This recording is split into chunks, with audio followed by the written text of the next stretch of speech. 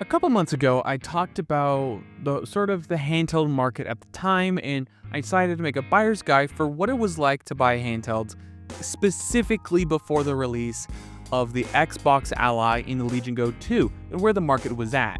And in that video, I talk about making an updated version once those devices are out, and they had a bit of time to sort of acclimate the market and see, how it generally will affect the prices on the used market and if there's any stock issues that those devices might run into. And I'm glad I waited this long to do it because it sort of revealed some very interesting information. Starting off with the budget segment, it didn't really shift the needle in any serious way. Same as the previous video, the budget segment is dominated by two devices in particular that I would see at either discounts or just natively cheap, that being the Steam Deck and the original MSI Claw, whether that's the i5 or i7 variant. Both devices will perform better than the Steam Deck and can be found for anywhere between $300 to $500-ish new.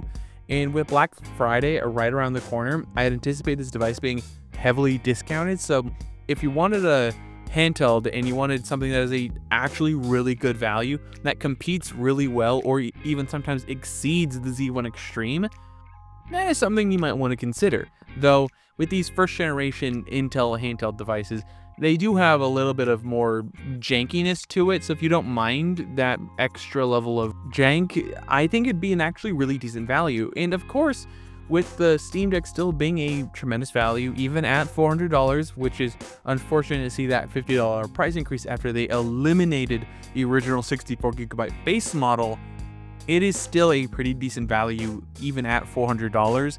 And we'll get into how the Xbox Ally has actually affected it in the next segment. But overall, with the release of the new handhelds, they haven't really made a dent in this more budget-friendly segment, primarily because most of those handhelds primarily service a more higher end market. So it kind of makes a ton of sense why they don't really affect this segment of handheld. Another great alternative for a budget handheld if you didn't want to go with Intel is in Z1 Extreme or Non-Extreme Original Ally. I say both of them because they fluctuate in price fairly regularly, and as it currently stands, I can find both Z1 Non-Extreme and Z1 Extreme, depending on if you're going used or new, at fairly similar prices. And people in the comments have talked about getting original Z1 Extremes on the Ally for like $300 or $250 on Facebook and eBay and stuff. So I wouldn't be too surprised if you're able to snag one of those this holiday season. And if you're going new, you can tend to find most of those under or about $500. So I think for a budget handheld, that is a great space to be in. When it comes to the mid-range handhelds, on the other hand, this is where I would have liked to have seen more competition. This $500 to like $700-ish range of handhelds, we haven't seen a ton of change here, mostly still predominantly held by Lenovo and Asus with the original Z1, specifically Extreme Ally, and the original Legion Go, and newly introduced Legion Go S. And as time has gone on, I am actually starting to like the Legion Go S primarily because of the existence of the all-new ROG Xbox Ally Non-X, the white version. And that device is way more disappointing than I had initially anticipated. This device comes with the Z2A processor, which is a modified version of essentially the Steam Deck's processor. The primary difference is that it has slightly higher boost and base clock speed, has an extra 5 watts to its power, and just a refinement overall of the design, making it more efficient and optimized. It results in only actually end up being like 5 to 10% better, so it's not exactly worth it, especially when you take into consideration this is a $600 handheld and you're getting performance barely better than a Steam Deck when you can get a Z1 Extreme Ally or an original Legion Go brand new at this price, and it's going to be 1,000 times better. That is hyperbole. It's going to still obviously be the same performance difference you might see between those devices and the Steam Deck. So honestly, $600 is not a very good price. If it was like $500 maybe could be justified. Pricing it similar to the Steam Deck might be able to justify its level of performance and maybe be an alternative for people who want a Steam Deck price, but they don't want to deal with SteamOS and utilize Windows instead, which could be an actually fairly decent selling point. But unfortunately, they had to go and bungle that price point and make it $600. As I stated before though, I've actually come around on the Z2 Go variant of the Legion Go S. At $650, it is $50 more expensive, but you're getting $50 more worth of performance in my opinion. It is more powerful enough where I can actually justify recommending it to some people, depending on whether or not if you want to go with a SteamOS or Windows option, considering it doesn't come with the Windows handheld gaming mode, which you could theoretically install in the future when it becomes more widely available, but as it currently stands, I do not believe it is available on the Legion Go S. So getting the SteamOS variant would be more advisable because being in SteamOS is exactly where this Z2 Go processor really does shine. It performs significantly better and has a significantly better battery life in most circumstances when it comes to being in SteamOS in comparison to being in Windows. So if you were to get this device, I would recommend getting the SteamOS variant or getting the Windows one and installing SteamOS on it after the fact. My overall recommendation for the mid-range section is either get a Legion Go S with SteamOS on it, or if you're more of a Windows guy, get a Z1 Extreme device. Whether or not that is a Legion Go Original or Original Ally is really up to you because they're functionally the same price on the new and used market most these days. So depending on whether or not you prefer one form factor or the other, or like the larger screen or whatever, it's really up to you. But for me, I would go the Legion Go S. The high end is where it gets really interesting. This is where a ton of new handhelds have been sitting. This is the $800 plus category. So realistically, this is where we should have seen the most change, and we did. We saw the release of the Xbox Ally X with the Z2 Extreme, the Legion Go 2, which has been practically unobtainable for most people going through retail. Going after on the scout market though, on the other hand, might be a possibility, but ideally we should see one or two restocks before Black Friday and maybe getting like $50 off during Black Friday. But more likely we won't see any major sales on this device for at least another 4 or 5 months. I remember starting to see my first sales for the Ally in the original Legion Go about 6 to 7 months after they initially released. So I anticipate a very similar pattern for their sequels. The primary thing these devices have in common is that they both run the new Z2 Extreme chips, but in the context of the Xbox Ally X, that device comes with the new Windows handheld gaming mode, which is actually fairly decent, though still in the very early stages, it will suffer from some growing pains.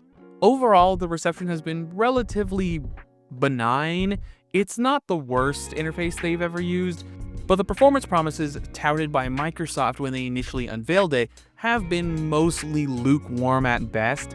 It is a slight difference compared to just running normal Windows, and even still when it comes to the battery life gains, they're also marginal at best.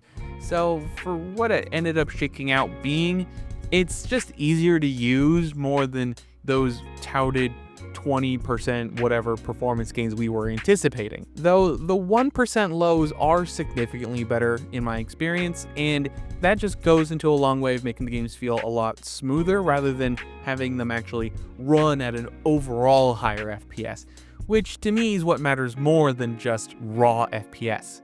If you're getting 60 FPS but your 1% lows are like 14, that's an awful experience. But if you're having a 50 FPS experience, but your 1% lows are like 40, that's pretty good. Should feel a whole heck of a lot smoother than playing with 1% lows of like 14 FPS or whatever I said before. These two devices compare against each other not so well, especially when you take in consideration the Legion Go 2 is starting at $1,100, which is already $100 more than the Xbox Ally, and the Legion Go 2 can spec as high as $1,500, and at that point, you're really wasting a ton of money, especially when you can buy one of the newer, unreleased, yes, but much better handhelds for long-term practical use. For example, at $1,400 or $1,300, you can get a GBD Win 5. The base model, which comes with the 8050S, which is a slightly downgraded version of the 8060S. I think it's just minus 10 or so compute units. Still significantly faster than any chip we've seen shipped in a Z-based device. On top of that, this is console level. This is like actual proper gaming. It is equivalent to like a 4050 laptop GPU, and for that is still amazing. You're playing most games at 1080p high in having an amazing experience. And that starts at about $1,300 to $1,400. If you're planning on getting one of the higher spec Legion Go 2s, you're wasting money when you get something just leagues ahead of whatever they're offering. Even if you don't like GBD, there are other manufacturers who are making handhelds with Strix Halo chips. You can even find one from 1xPlayer with their 1xPlayer Apex. That device is supposed to be starting around a very similar price, but a little bit higher than GBD's. Like I said before, if you're planning on getting one of those higher tier Legion Go 2s, might as well just buy something like this that is a real substantive upgrade over what you had before. And it's not even just a small upgrade. You go from barely skating by 50, 60 FPS in a low, medium settings in a ton of modern games. You're playing modern games at high with amazing detail and an actually usable FPS. The one downside to a lot of the handhelds with these Strix Halo chips is that they come with external battery packs. They are significantly heavier than you might be anticipating, especially if you're getting something like an Xbox Ally, or if you're upgrading from like an original ROG Ally. They're significantly larger and heavier, but I think it's well worth it, especially considering how much more performance you will be getting. It's essentially a proper gaming PC handheld. Though they are from non-mainstream manufacturers, so they do come with their own risks. So some people might not necessarily want to do that. So I give two recommendations when it comes to the high end as we currently stand now. And if all you care about is performance, the GBD Win 5 is seriously one of the coolest handhelds out there, and from a highly reputable company that I've dealt with before. And I even have a coupon code for them that they sent to me recently to put in the description of my video. So if you want to go check out the Win 5, I have a link down below if you're interested in pre-ordering it, which is just insane to me. But for the average consumer who doesn't really care too much about performance, they want a reliable and easy to obtain device, Legion Go 2 is not where I would go though. That thing has been practically unobtainium this entire time, but you know what has been attainable? The Xbox Ally.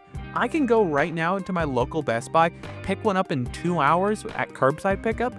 It's available, it's there, it's gonna be practically the same performance as the Legion Go 2. There's no reason why you should be spending an extra $100 for essentially the same overall gaming experience. Granted, the Legion Go 2 does have OLED, which could be enough for some people to justify spending that extra bit of coin. But for me, all I care about is performance. And when they both have Z2 Extremes and they're gonna functionally run exactly the same, I don't really need to have an OLED that much when I could save some money and maybe buy a game or two instead. I'd much rather do that than have a larger OLED screen. That might be considered a wee bit of a hot take, but in all honesty, that's just what I am. I don't really care about the screen and all that stuff. As long as it's good enough and I can save a bit of money, put it towards some games to enjoy on my new device, I'd much rather do that, especially when you are essentially getting the same, boiled down to which core components, the same experience. So to quickly surmise the high end, get a GBD Win 5 if you're super into just the bleeding edge and max performance you possibly can. And if you're just the average consumer who just wants to have a fun handheld, get the Xbox Ally. It's going to be easier to use than the Legion Go 2, probably have better battery life because of it, and At the end of the day, it is boiling down to personal preference. So choose whatever you think is best for you. I would love to hear what you guys think about this down below. Do you think that I missed any other handhelds of note? Because there's only so much I know. So if there are any other handhelds you think that would be a good choice, leave them down below. Don't forget to leave a like, comment, and subscribe. All the other social media garbage down below. And last but not least, have a wonderful day.